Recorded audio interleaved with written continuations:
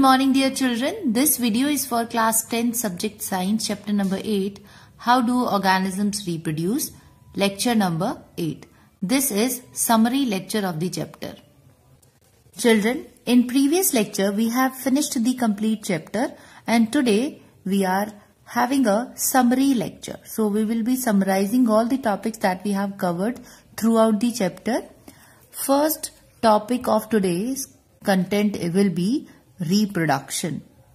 Then we will see the types of reproduction, asexual reproduction, sexual reproduction in flowers, sexual reproduction in humans, and we will later understand the sexually transmitted diseases. So let us begin with our first topic, that is reproduction.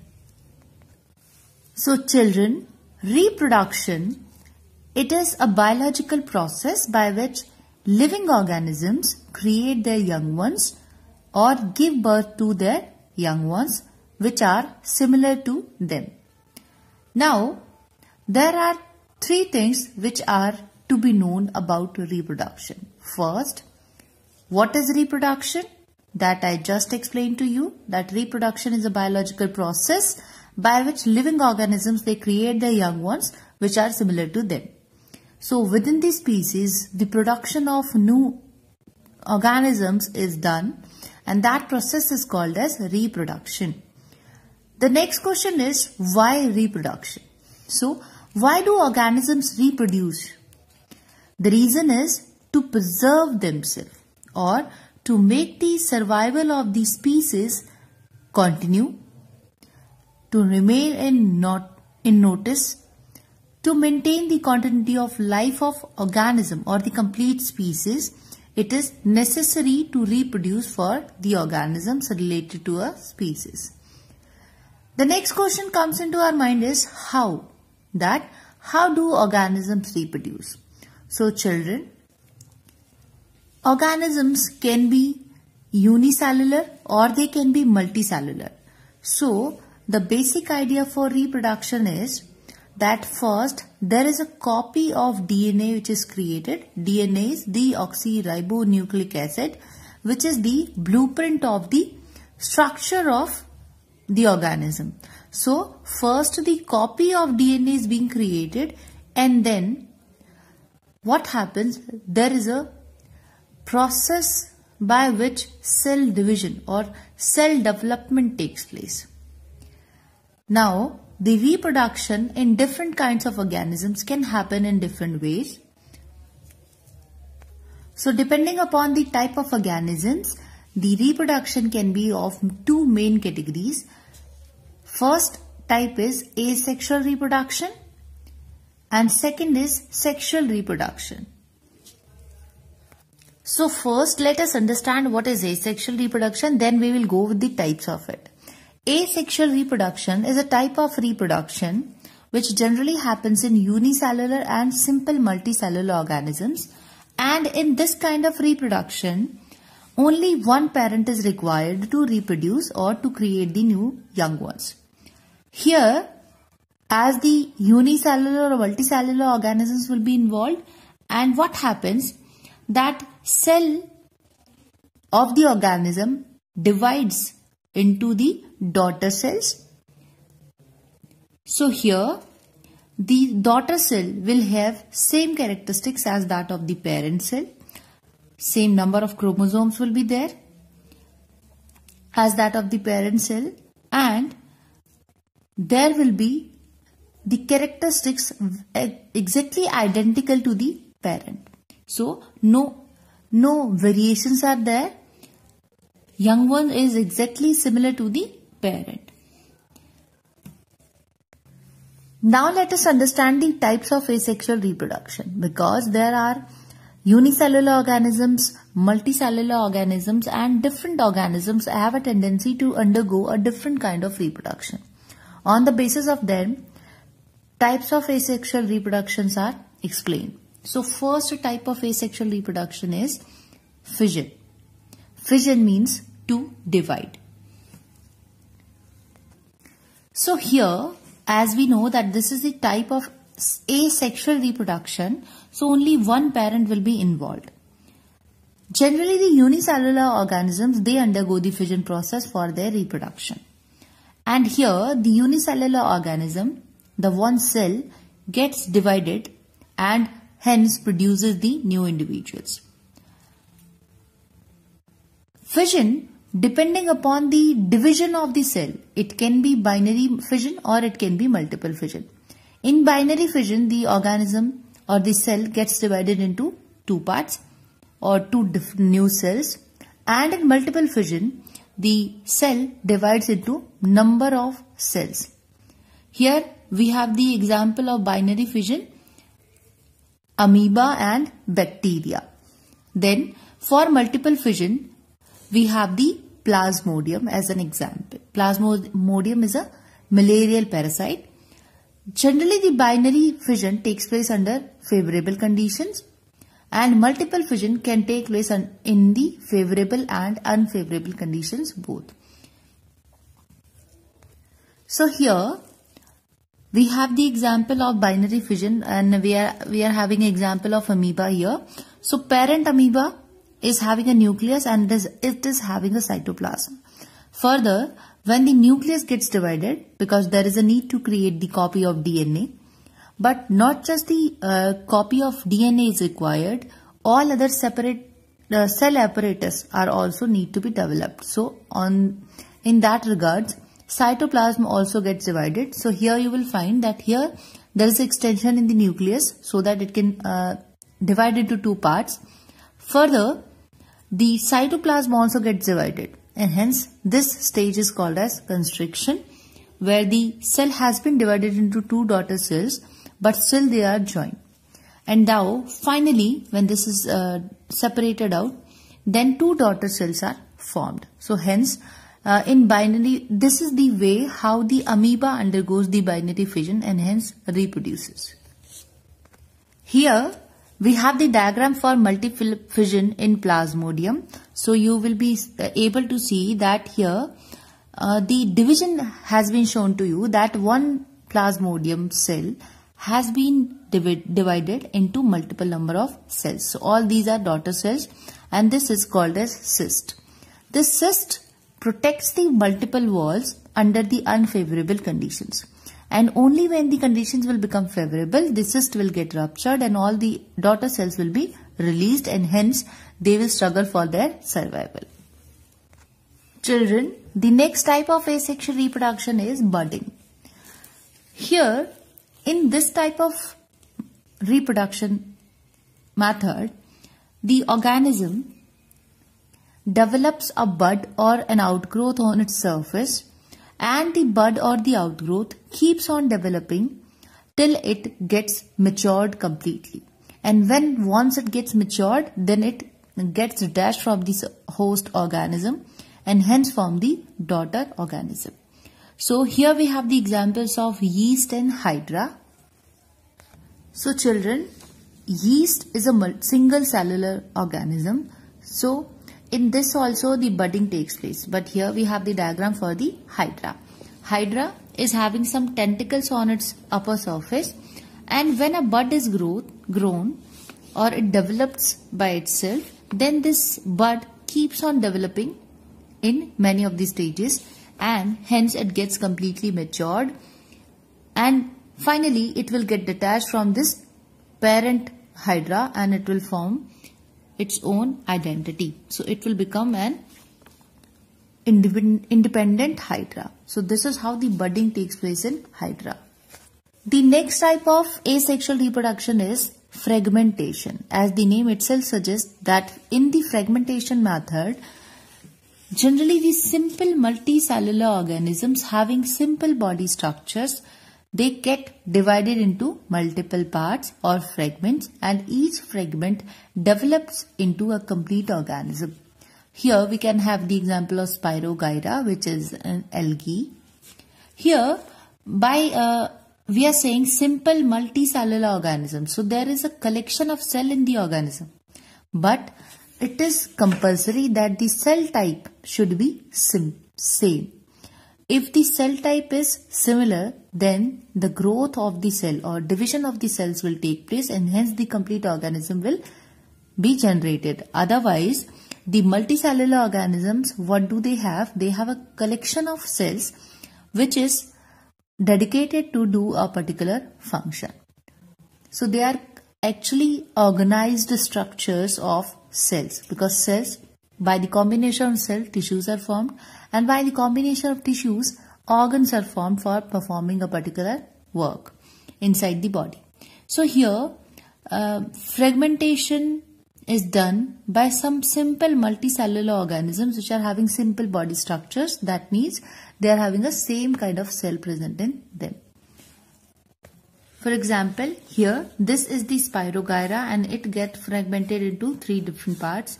These are the 3 fragments, and each fragment will get converted into the complete Spirogyra, and hence the formation of 3 new Spirogyras will take place. The next asexual method is regeneration. Regeneration is a process of development of the lost body parts in case of some injuries or accidents.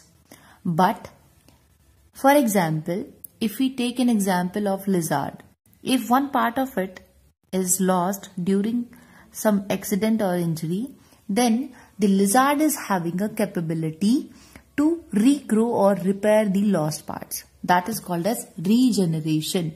But because of the regeneration, because here we have some advanced multicellular organisms.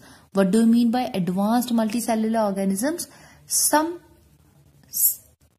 multicellular organisms which are having specialized cells in them, or they are having the capability to produce the lost body part. So just by chance, for the production of the lost body part, a new formation of individual or new individual has been formed. So because of that reason, regeneration is taken into the reproductive method. Here, what happens in this method? That if the individual somehow, if it get cut or broken up into many pieces, then many of these pieces will grow into the separate individuals. For example, Hydra, starfish and planaria. Here they are having some specialized cells, and these cells, they make large number of cells by multiplication, and hence this mass of cell, different cells, here different cells from the complete group of cells, they undergo the changes to become the various cell types and tissues. So here the organism is able to develop, multiply and modify these cell types into the cell types of the lost body part, and hence they are able to reproduce in this method. Here we can have the example of Hydra, that if Hydra is being divided into many parts, or we can also have the example of planaria, that because of some accident or injury, if all these are getting divided into multiple parts, then each part will regrow into an independent organism. If Hydra is taken, then independent Hydras will be formed. If starfish is broken up into pieces, then starfishes will be generated. And if planaria is broken up into the pieces, then new independent planarias will be reproduced. Then the next asexual reproduction type is spore formation. Spores means tiny reproductive structures. So there are some of the organisms like fungi, bacteria, ferns and mosses which undergo the spore formation process. For example, we have a bread slice, moist bread slice, which is kept for a longer time in the open. Then what will happen to it? It will undergo the spore formation. It will create a sac-like structure into which number of spores will be there, and because of the air or wind, the spores will be spreaded into the atmosphere, or they will fall on the bread again, and hence there will be production of a new organism which can be a fungus. So here in that spore formation case, we can have the example of bread mold or rhizopus. The next method is vegetative propagation method. So vegetative propagation method is a type of reproduction, asexual reproduction, where generally the plants are involved. So here, when the reproduction is done with the help of vegetative part of the plant, then that method of reproduction is called as vegetative propagation. Here, the vegetative parts, which are stem, root and leaves, these are involved as a reproductive part. So here, the vegetative propagation can be done in two ways: natural vegetative propagation, which is involving stem, roots and leaves. So for each we have some of the examples. For example, for stems we have example of runner, which is the grass, and tuber of the potato. Then in case of roots we have the examples for sweet potatoes and dahlia. For example, for the case of leaves, we have the plant of bryophyllum, where at the notches and the margins of the leaf, new plants or buds are developed, because of which individual plants of bryophyllum can be reproduced. Another method is artificial vegetative propagation, under which cutting, grafting and layering comes. So in cutting process, the part of a plant which is having the buds or outgrowths on it is taken and being provided with the favorable conditions for the reproduction to take place. Here we have the examples of sugarcane and rose. In grafting, two different plants of the same species are taken. One is taken as a stalk and another is taken as a scion, and they are bound together with the help of tape, rubber or thread. And after some time, the two plants will be joined with the help of tissue joining, and hence the growth of the scion will take place. In this method, generally the fruit and flower plants are regrown. So for example, rose, apple, mango. Then we have another type which is called as layering. In layering, a part of the plant is being taken not by cut, it is just taken up and it is pressed under the soil, and hence it generates the roots over it. So after the generation of the roots, the part is separated from the host organism or host plant, and hence it takes place, the new organism or the new plant forms. For example, mango, jasmine or lemon, or blueberry, raspberry, all these plants can undergo with the artificial vegetative propagation. Vegetative propagation is having some of the advantages. For example, it is cheaper, easier and faster method for growing the plants from the seeds. The another quality is that here the quality of the plants reproduced are better and best in case of seedless plants.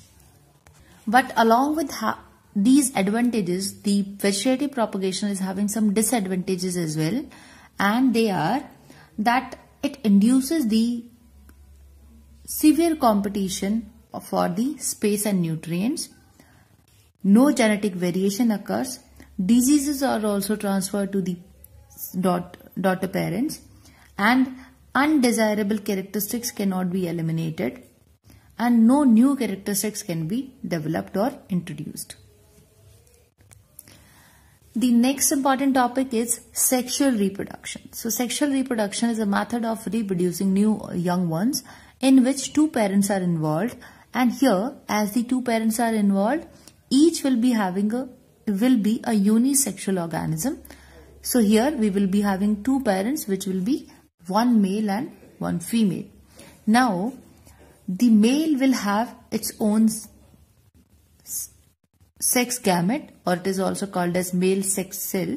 Female will have its own sex cell or female sex gamete. These two cells will fuse together to form one cell, which is called as zygote. Zygote, when further develops, is called as embryo, and embryo further develops In case of flowers, it is being converted into seeds, and the embryo develops, and in humans it is called as the fetus. So first, let us see the sexual reproduction in angiosperms. What are angiosperms? Angiosperms are the plants which are having flowers as a reproductive part. So the flowers are the main reproductive system or the reproductive organ of the plants. Here, the flower can be unisexual or it can be bisexual. What do you mean by unisexual? So here, unisexual flower will have only one, either of the male or female. Either of these two, only one parent will be present, or one sex organ will be present in the flower. If male and female both sex organs are present in the flower, then it is called as bisexual flower. As we know the basis of sexual reproduction, we should understand that there is a need of one male sex gamete and female sex gamete to reproduce a new plant or a flower. So for that reason, first we need to understand the structure of a flower. So here, with the help of a small diagram which includes all the parts of the flower, I have tried to show you the structure of flower. In the structure of a flower, we have a part which is called as pedicle. This forms the basis from where the flowers are generating. Then we have the receptacles, sepal, petals which are attractive in color. Then we have two major parts of a flower. One is carpels or pistils, another is stamen. Stamen is formed by two parts, anther and filament. And carpel is formed by three parts, ovary, style and stigma. Here, I'll be showing you all the parts in the figure of your NCERT book. First, let me tell you that what is the function of each part. Here, the petals which are the most beautiful part of the flower.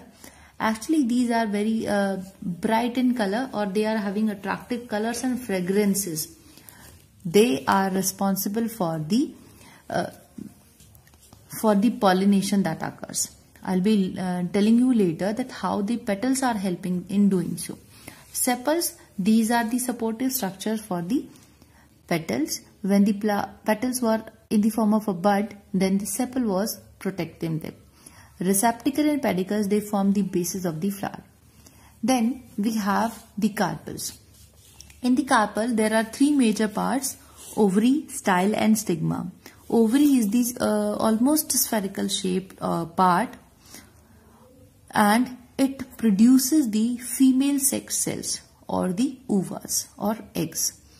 Then we have a style. Style joins the ovary and stigma. It's a tube-like structure.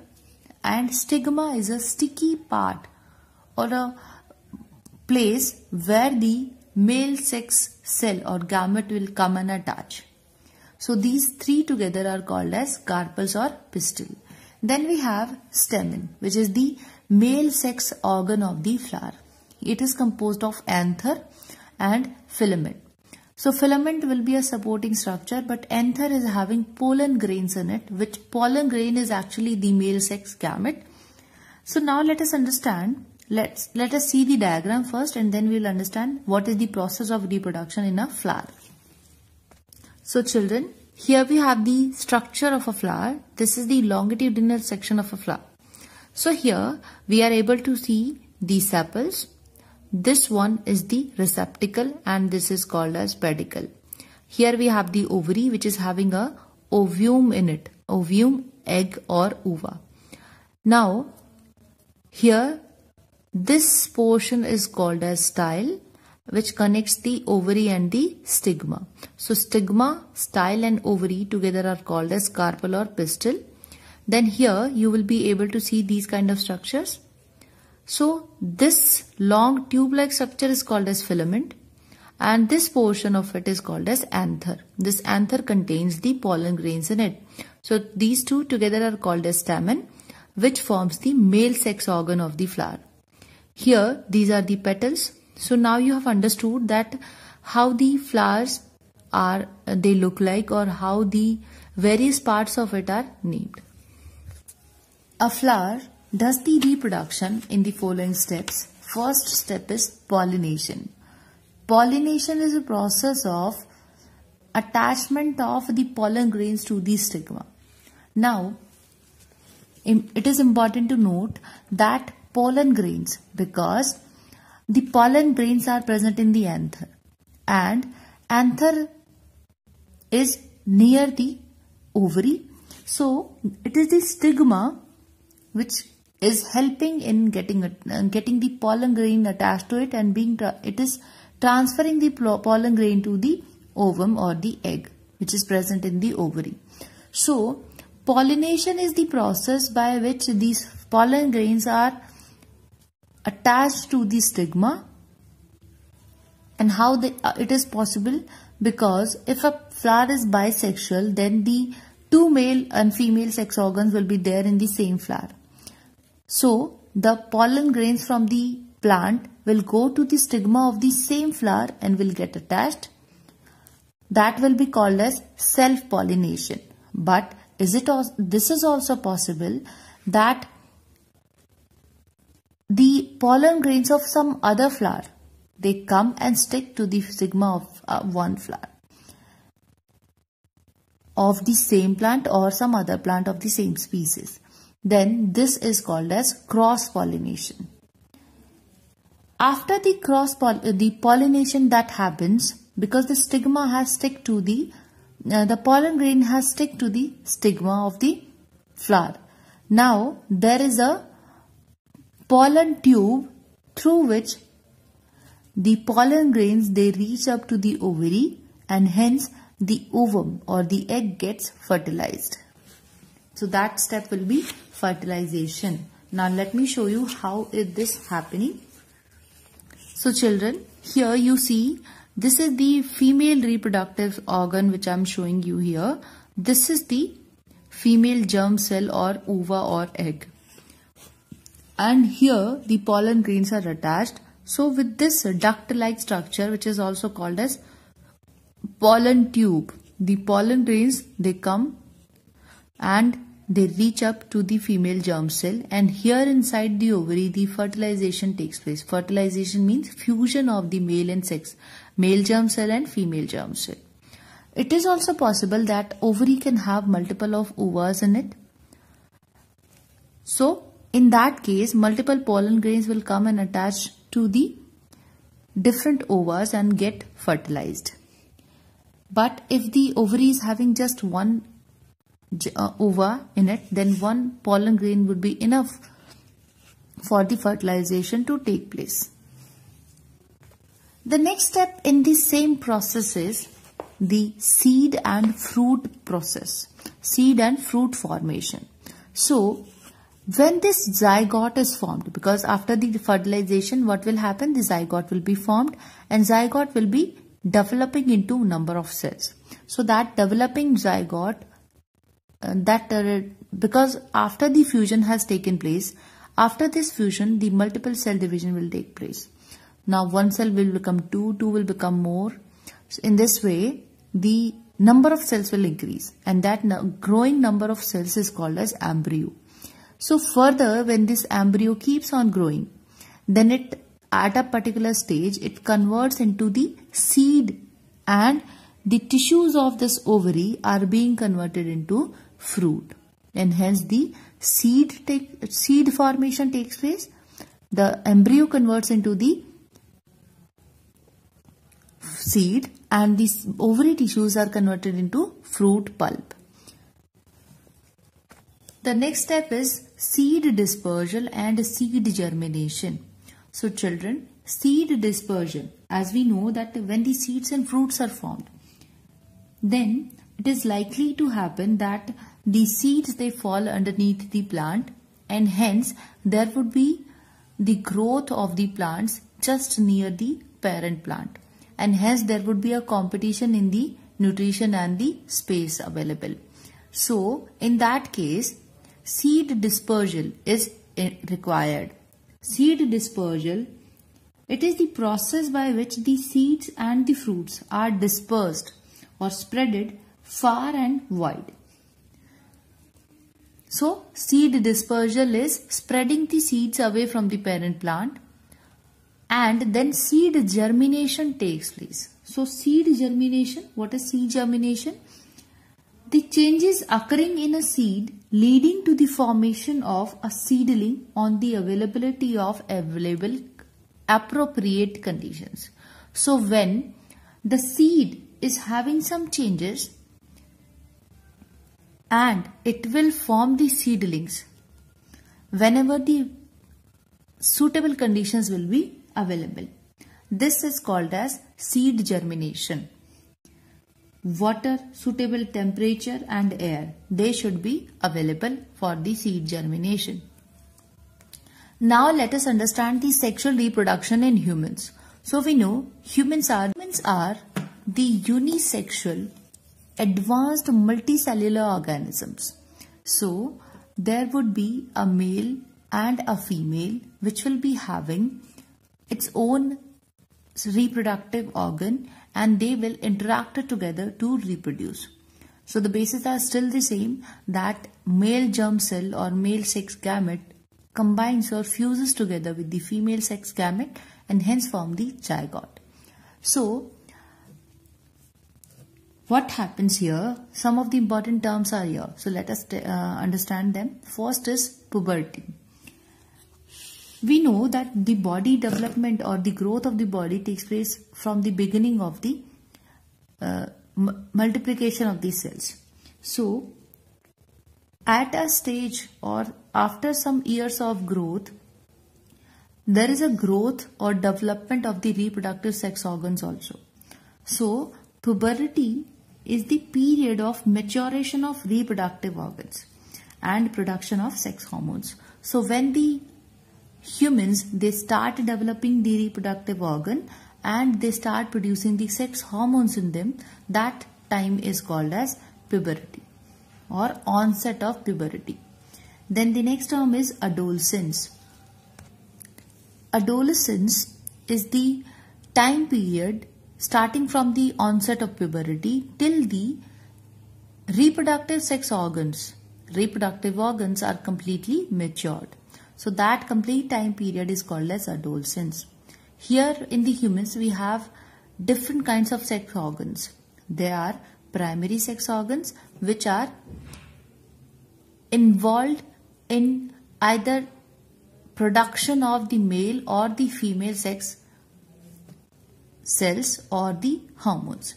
Then other helping or accessory parts or the reproductive organs, they will be called as secondary reproductive organs.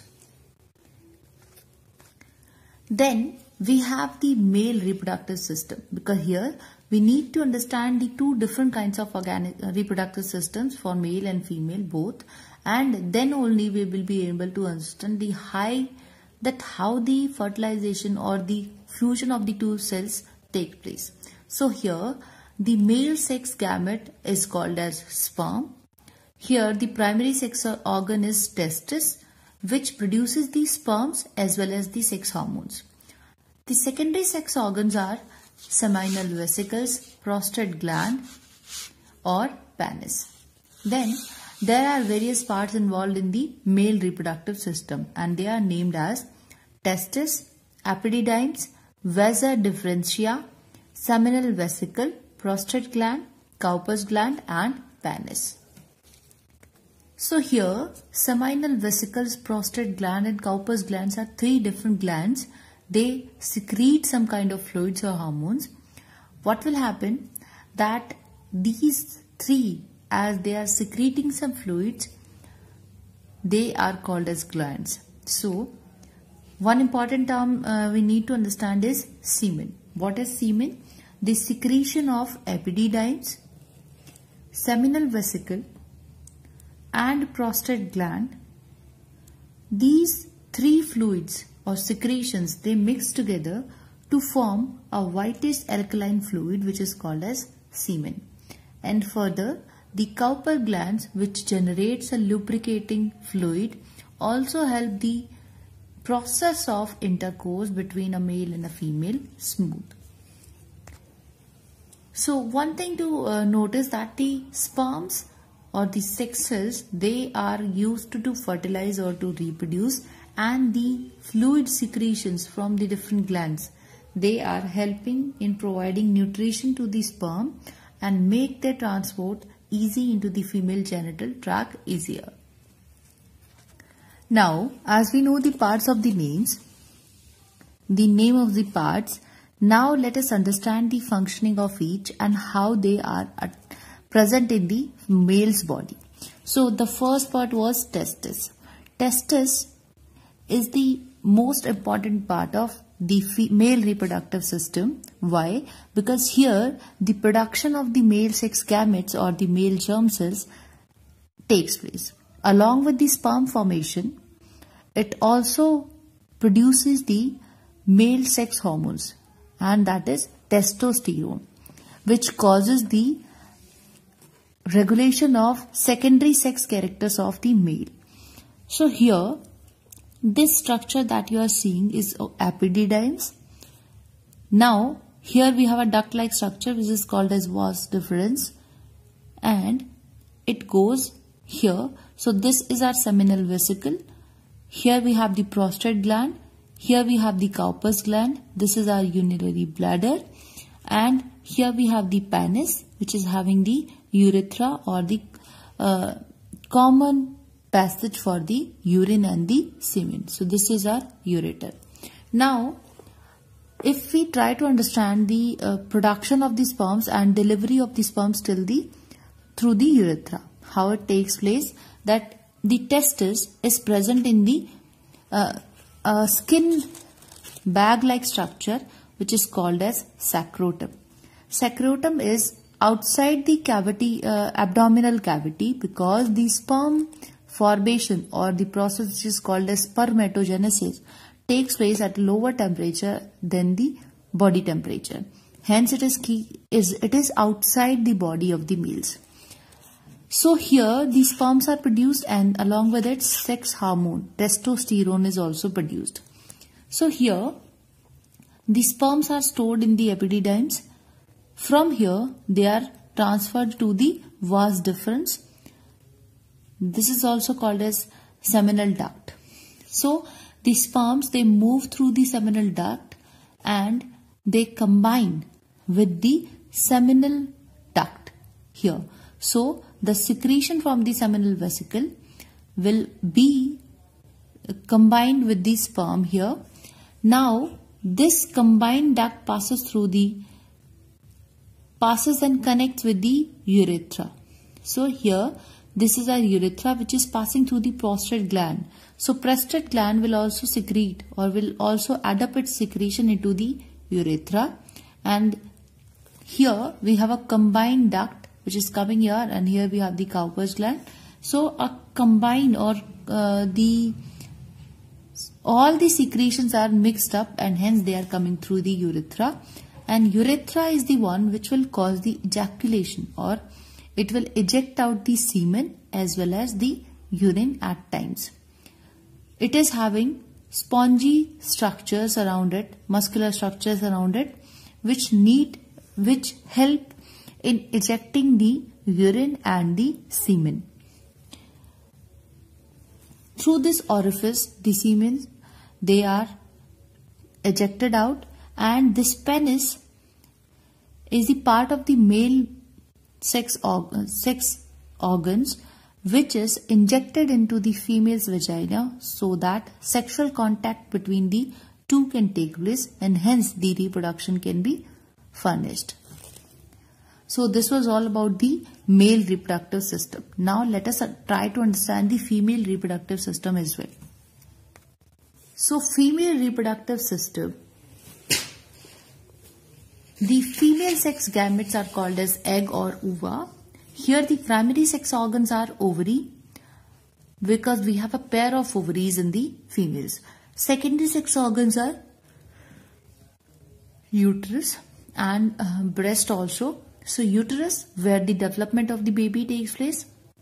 Then we have various parts in the female reproductive system which are named as a pair of ovaries, a pair of fallopian tubes, uterus and vagina.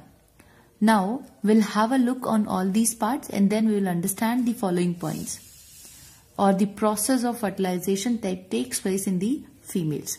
First, we will understand what is fertilization. Second, implantation.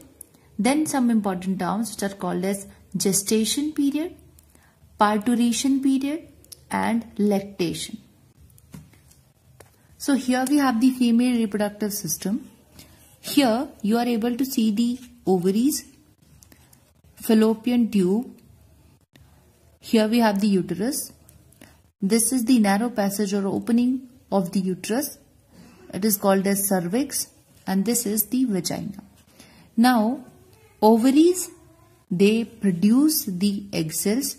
Actually, what is there that at the time of girl-child birth itself, the ovaries are filled up with the thousands of immature eggs.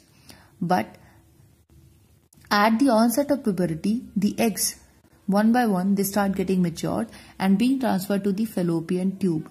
So, after the onset of puberty, the women, they are able to reproduce. But the body at that particular time is not completely developed. Hence, proper fertilization will not be happening. Or there can be the mortality of mother or the baby, as it was happening in the earlier times when the girl childs or the childs were married at the early age. So here what happens, ovary is producing or delivering a mature egg in fallopian tube, and it is also producing the female sex hormones which are called as estrogen and progesterone. So estrogen and progesterone, they cause the development of all the reproductive parts of the female. They also help in regulating the different kinds of hormonal balances in them.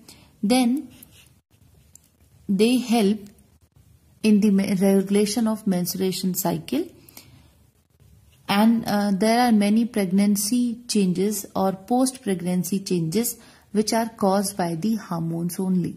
So here what happens, when the matured egg is released into the fallopian tube, through the process of intercourse, the sperms which are entering into the women's vagina, so they will choose this path to go to the fallopian tube to fertilize the eggs. Although millions of germs entered into the female's vagina, but only a few enters into the cervix, and only even less than that are able to enter into the fallopian tube. And even after that, only just few will be able to cross the follicle cells or the surrounding area of the ova or the egg, and hence the egg get fertilized here in the fallopian tube. So this is also called as fertilization site of the female reproductive system. So here the fertilization takes place, means the fusion of the egg and the sperm will take place here. Now zygote has formed. Zygote will develop into the embryo, and embryo will be reaching to the uterus, and it will connect to the inner wall of the uterus. The inner wall is also called as endometrium. This wall provides the nourishment and the oxygen to the developing embryo through the placenta and umbilical cord, and it also transfers the waste developed to the mother's blood back.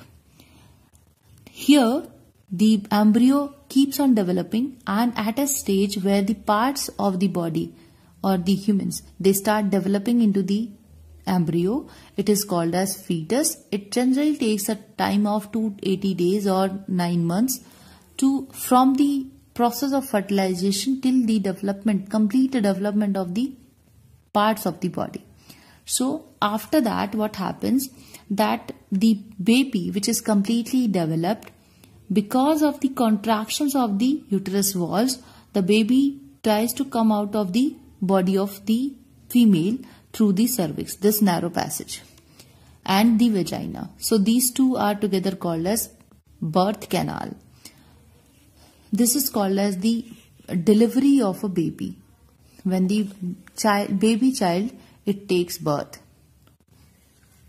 So this is how the female reproductive system works. Important term is menstrual cycle or menstruation.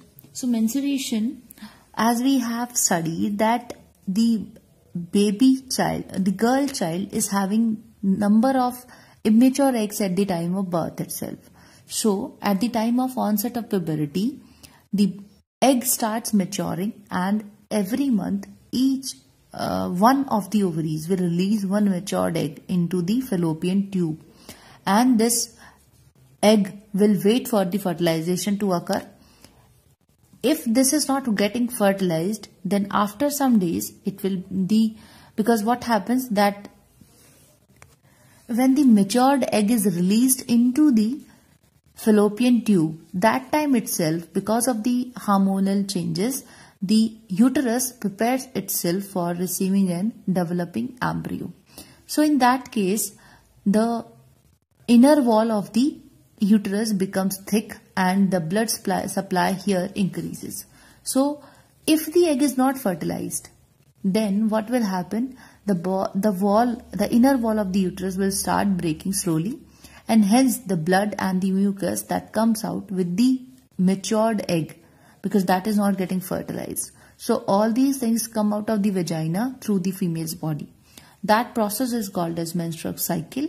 So the beginning of the menstrual cycle at the onset of puberty is called as menarche, and the natural stoppage of this process is called as menopause. This menarche starts at an age of 11, 12 or 13. It depends upon different individuals, and the menopause generally occurs at an age of 50 or more than that. Now, some of the important points are population control. So there is a need to have a control over the population that is producing because of the reproduction, because every organism within the species reproduces. So if we talk about especially humans, so there is a need for family planning. So family planning is actually a practice in which the parent become aware of the responsibilities that a parent need to have when they are reproducing, or only when they are willing to have the babies, or when they are completely ready for giving birth to a child. In that case only the baby will be, or the women will get pregnant in a pair. So to avoid these kind of situations or to control the population, there are some contraceptive devices which are used, because generally the main motive is either to avoid the fusion of cell or egg, the two different kinds of cells, eggs and sperms. So if we can do that, then the population can be controlled. So here, some of the contraceptive devices. Contraceptive devices are the one. First, we need to understand what is contraception. So contraception is a method of prevention of unwanted pregnancies and giving gaps between the birth of the children during one's reproductive life. And the methods which are taken or adopted to do so are called as contraceptive devices or contraceptive methods. So here we have a few. One is barrier method. So barrier means creating a barrier in between the fusion of the sperm and the egg. So this can be done with the help of using some barriers, or here we have the examples of condoms, diaphragms or cervical caps. So what will happen that using these kind of devices, the meeting of or ejaculation of the semen is stopped into the female's vagina. Then some hormonal methods are there.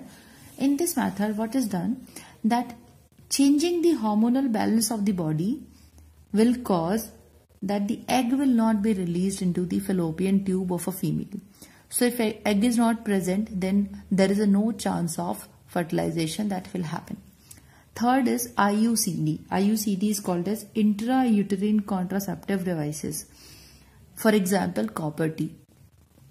These are some pieces of metals or some other material which are injected into the female's body, and they avoid the implantation of the developed or fertilized egg into the uterus. Some natural methods are also there. Natural means there is no need to use any kind of device or any medication.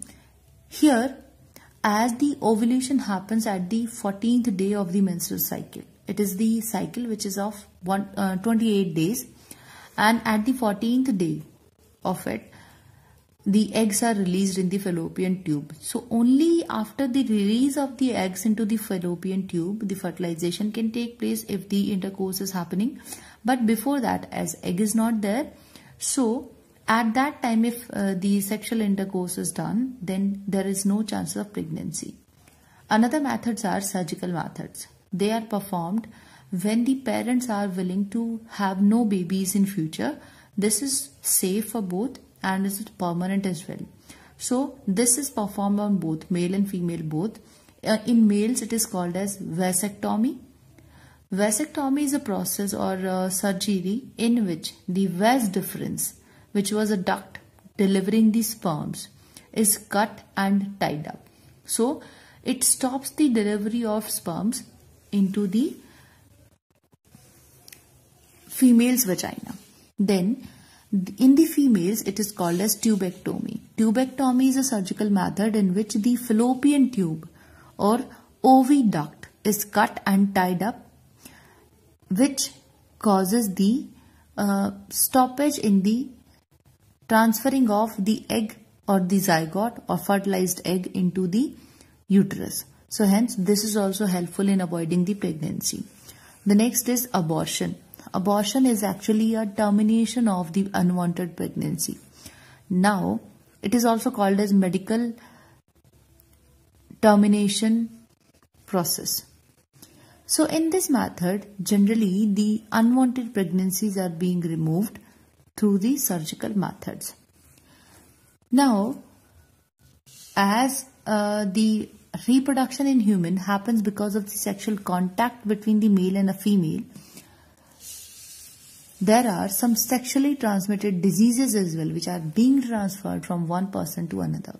Sexually transmitted diseases are actually communicable, so they spread from one infected person to the another. These are transferred through the sexual contact. Sexual contact means the contact between the reproductive organs of the female and male. So here, if the penis of the male is in contact into the of the vagina of the female, then it is called as sexual contact. So the sexual transmitted diseases can actually take place with the help of bacteria or virus. Bacteria, for example, gonorrhea and syphilis.